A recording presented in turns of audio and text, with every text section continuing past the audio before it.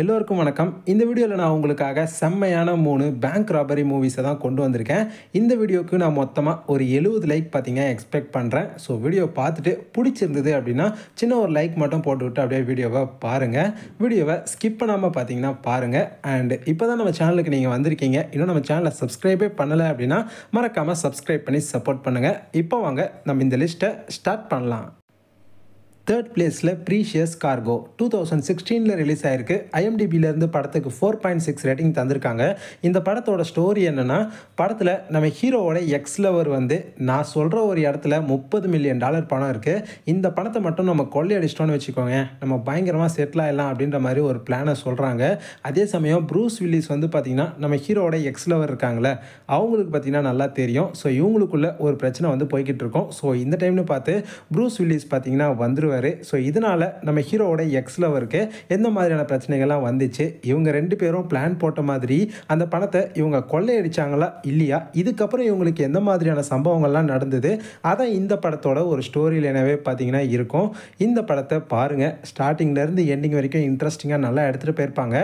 படத்தில் ராபரி பண்ணுற சீன்ஸ்லாம் நல்லாவே இருக்கும். கண்டிப்பாக ஒரு தடவை பார்க்கலாம். பார்க்குறதுக்கு டைம் பாஸ் ஆன ஒரு ஒன் டைம் வாட்சபிளான டீசெண்டான ஒரு பேங்க் ராபரி மூவி. படம் தமிழ் டப்பிங்கில் தான் அவைலபிளாக இருக்குது.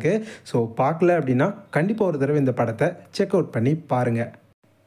செகண்ட் பிளேஸில் பாயிண்ட் பிரேக் 2015 இந்த படம் ரிலீஸ் ஆயிருக்கு. ஐஎம்டிபியிலேருந்து படத்துக்கு 5.3 ரேட்டிங் தந்திருக்காங்க. இந்த படத்தோட ஸ்டோரி என்னென்னா, இந்த படத்தில் பார்த்தீங்கன்னா ஒரு குரூப் இருப்பாங்க.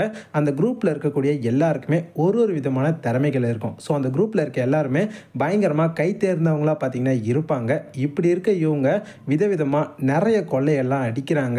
அதெல்லாம் இவங்க எப்படி பண்ணுறாங்க, எதனால் பண்ணுறாங்க, இவங்களுக்கு இதனால் எந்த மாதிரியான பிரச்சனைகள்லாம் வந்துச்சு, அதுதான் இந்த படத்தோட கான்செப்டாகவே பார்த்தீங்கன்னா இருக்கும். இந்த படத்தை பற்றி சொல்லணும்னா, படத்தில் டிஃப்ரெண்ட்டாக பார்த்தீங்கன்னா இவங்க வந்து பண்ணுவாங்க. அதெல்லாம் ரொம்பவே நல்லாயிருக்கும். பேங்க் ராபரி மூவி தான், பட் இந்த மூவி அதுலேயும் கொஞ்சம் ரொம்பவே டிஃப்ரெண்ட்டாக எடுத்திருந்தாங்க. அதனால் மூவி ஃபுல்லாகவே பார்க்குறதுக்கு நல்லா இருந்துச்சு.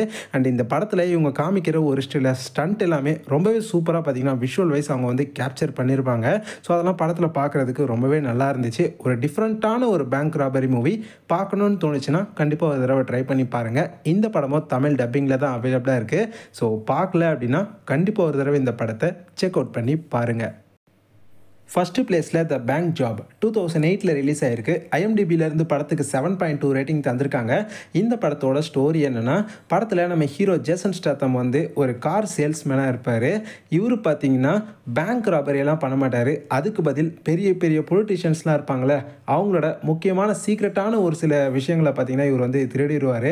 அதனால் அவங்களாம் பார்த்தீங்கன்னா இவரை வந்து பயங்கரமாக தேடிக்கிட்டு இருக்காங்க. அதே சமயம் இவங்களோட டீம் பயங்கரமாக பிளானிங்லாம் போட்டு ஒரு பேங்க் ராபரி ஒன்று பண்ணுவாங்க.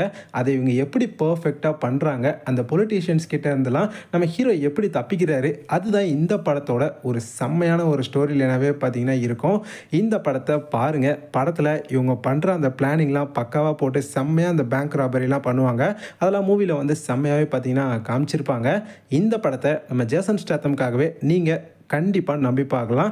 அவரோட தரமான ஒரு படம் அப்படின்னு இந்த படத்தை நம்ம சொல்லலாம். எல்லாத்துக்கும் மேலே இந்த படம் தமிழ் டப்பிங்கில் தான் உங்களுக்கு அவைலபிளாக இருக்குது. இன்கேஸ் இது வரைக்கும் பார்த்ததே இல்லை அப்படின்னா மிஸ் பண்ணாமல் இந்த படத்தை பார்த்து என்ஜாய் பண்ணுங்கள்.